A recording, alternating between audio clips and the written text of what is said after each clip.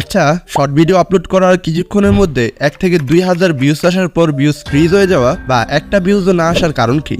এমন short video viral হয়ে যায় যেগুলোর কোয়ালিটি আমার ভিডিওর থেকে খারাপ, কিন্তু আমার ভিডিও ভাইরাল হয় না। আচ্ছা, কোন কোন বিষয়ের উপর নির্ভর করে যে শর্ট ভিডিওতে 1000 ভিউজ আসবে নাকি 1 মিলিয়ন ভিউজ আসবে? এসব প্রশ্নের উত্তর তোমরা নিজেরাই বের করতে পারবে যদি তোমরা বোঝো শর্টস অ্যালগরিদম কিভাবে কাজ করে। আর আমি কথা দিচ্ছি, এই ভিডিওটা শেষ হওয়ার আগেই তোমরা শর্টস অ্যালগরিদমের মাস্টার হয়ে যাবে। তাই অনুরোধ রইল ভিডিওটা শেষ পর্যন্ত দেখার।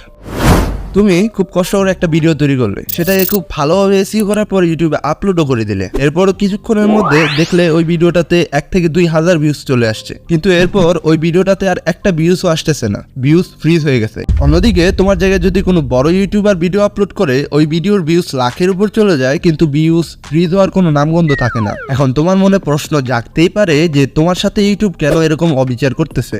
এরকমই একটা প্রশ্ন যখন ইউটিউবের অফিসিয়াল কর্মচারীদের করা হয়, তখন তারা যা বলে তা হলো, ইউটিউবে যখন কোনো শর্ট ভিডিও আপলোড করা হয় ওই শর্ট ভিডিওটাকে কিছু র্যান্ডম মানুষের কাছে পৌঁছে দেওয়া হয়। এখন যেহেতু ইউটিউব আমাদের চ্যানেল এবং আমাদের শর্ট ভিডিও সম্পর্কে বেশি কিছু জানে না, এই কারণে টেস্ট হিসেবে ইউটিউব র্যান্ডম মানুষের কাছে আমাদের শর্টগুলো পৌঁছে দেয়। ওই র্যান্ডম মানুষগুলো আমাদের টার্গেট অডিয়েন্স হতেও পারে, নাও হতে পারে। এখানে টার্গেট অডিয়েন্স বলতে বোঝানো হচ্ছে যারা তোমাদের ভিডিওটা দেখবে বা যাদের জন্য তুমি ভিডিওটা তৈরি করছো। এবার দেখা গেল ইউটিউব প্রথম যে মানুষগুলোকে সিলেক্ট করছে তোমার ভিডিও টেস্ট হিসেবে দেখানোর জন্য, তারা ওই ধরনের ভিডিও কখনো দেখেই না। তার মানে ওরা তোমার অ্যাকচুয়াল টার্গেট অডিয়েন্স না, আর এই জন্য ওরা তোমার শর্ট ভিডিওর সাথে এঙ্গেজ করতে পারবে না। এর রেজাল্ট হিসেবে 2 থেকে 3,000 ভিউজ আসার পর তোমার ভিউজ ফ্রিজ হয়ে যায়। আর ইউটিউবের র্যান্ডমলি সিলেক্ট করা মানুষগুলোই যদি তোমার টার্গেট অডিয়েন্স হয়, তাহলে তুমি সেখান থেকে খুব ভালো একটা রেসপন্স পাবে। যখন মানুষ তোমার শর্ট ভিডিওটা পছন্দ করবে, ইউটিউব তখন আরো মানুষের কাছে তোমার ভিডিওটা পৌঁছে দেবে। আর এই বিষয়টা বারবার রিপিট হতে থাকবে যতক্ষণ পর্যন্ত না মানুষ তোমার ভিডিওতে লাইক, কমেন্ট বা ভালো রেসপন্স করা বন্ধ না করবে। এখন তোমরা বলতে পারো যে আমরা কিভাবে বুঝবো বা ইউটিউব অ্যালগরিদম কিভাবে বোঝে যে ওই র্যান্ডম মানুষগুলো আমাদের শর্ট ভিডিও পছন্দ করতেছে নাকি করতেছে না? এর জন্য ইউটিউব কোন কোন বিষয়ের উপর বেশি গুরুত্ব দেয়। দেখো, ইউটিউবের লং ভিডিওর জন্য একটা অ্যালগরিদম কাজ করে এবং শর্ট ভিডিওর জন্য একটা অ্যালগরিদম কাজ করে। যেখানে ইউটিউবের লং ভিডিওর বেলায় আমরা টাইটেল, থাম্বনেল এগুলো দেখে নিজে বুঝে শুনে তারপর ভিডিওতে ক্লিক করি, সেখানে শর্ট ভিডিওর ক্ষেত্রে একটা ভিডিও সোয়াইপ করার পর অটোমেটিক র্যান্ডমলি আরেকটা ভিডিও চলে আসে,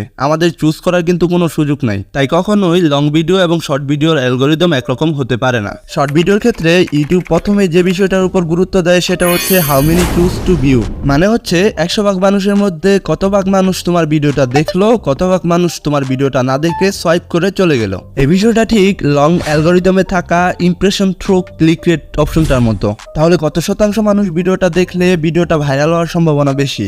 এই বিষয়টা অ্যাকুরেট না হলেও একটা স্টাডি থেকে জানা গেছে যে ভিডিওগুলোর ভিউড পার্সেন্টেজ 70 থেকে 90 পর্যন্ত ওই ভিডিওগুলো ভাইরাল হওয়ার সম্ভাবনা খুবই বেশি থাকে। যদিও এই বিষয়টা অ্যাকুরেট না, তবে তুমি এখান থেকে ধারণা নিতে পারো যে কত শতাংশ মানুষ তোমার ভিডিওটা দেখলে তোমার ভিডিওটা ভাইরাল হওয়ার সম্ভাবনা বেশি। এখন যদি তোমার ভিডিওর ভিউড পার্সেন্টেজ খুবই কম হয়, তাহলে এটা বাড়ানোর উপায় কি? এর উপায় হচ্ছে ভিডিওর শুরুতেই একটা স্ট্রং হুক ব্যবহার করা। মানে ভিডিওর শুরুতেই এমন কিছু বলা বা এমন কিছু দেখানো যেটা দেখানোর কারণে মানুষ তোমার ভিডিওটা দেখতে আগ্রহ বোধ করবে। লং ভিডিওর ক্ষেত্রে তোমার কাছে 30 সেকেন্ড থাকে একটা মানুষকে কনভিন্স করার জন্য যাতে তোমার ভিডিওটা সে দেখে, কিন্তু শর্ট ভিডিওর ক্ষেত্রে মানুষের অ্যাটেনশন খুবই কম থাকায় সেটা মাত্র 30 সেকেন্ড। মানে এই 3 সেকেন্ডের মধ্যে মানুষকে তোমার কনভিন্স করতে হবে যাতে সে তোমার ভিডিওতে হুক হয়ে যায়। এক্সাম্পল হিসেবে কিছু পপুলার হুকের কথা বলি, যেমন ভিডিও শুরুতে বলা, আমি নিশ্চিত আপনি এই বিষয়টা সম্পর্কে জানেন না, বা আপনি কি জানেন এই বিষয়টা কেন এরকম, অথবা বন্ধুরা স্ক্রল করা বন্ধ করুন। এবার ধরো তোমার ভিডিওর ভিউড পার্সেন্টেজ বাড়িয়ে ফেললে, কিভাবে মানুষকে হুক করতে হয় এটা তুমি বুঝে গেলে, এখন কি তোমার ভিডিও ভাইরাল হবে?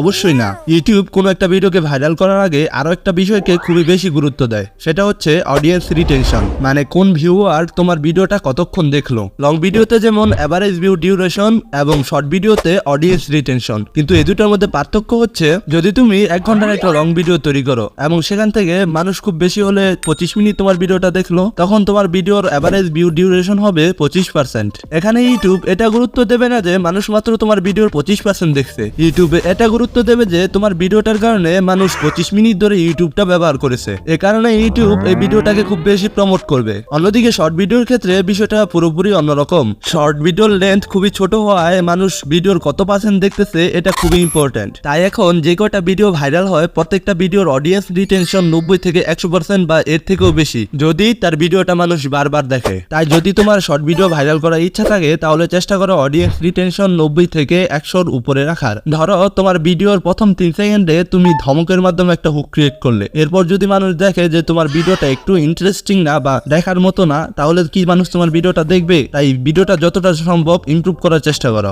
আশা করি তোমরা বুঝতে পারছো ইউটিউব কোন কোন বিষয়ের উপর গুরুত্ব দিয়ে শর্ট ভিডিওকে ভাইরাল করার চেষ্টা করে বা ইউটিউবের অ্যালগরিদম কিভাবে কাজ করে। এখন যদি তোমরা ইউটিউব শর্ট ভিডিওকে ভাইরাল করতে চাও তাহলে ভিউড পার্সেন্টেজ এবং অডিয়েন্স রিটেনশনের উপর খুব বেশি গুরুত্ব দেওয়ার চেষ্টা করো। আমি গ্যারান্টি দিচ্ছি যদি তোমরা এই দুইটা ইমপ্রুভ করতে পারো তাহলে অবশ্যই তোমার শর্ট ভিডিও ভাইরাল হবে।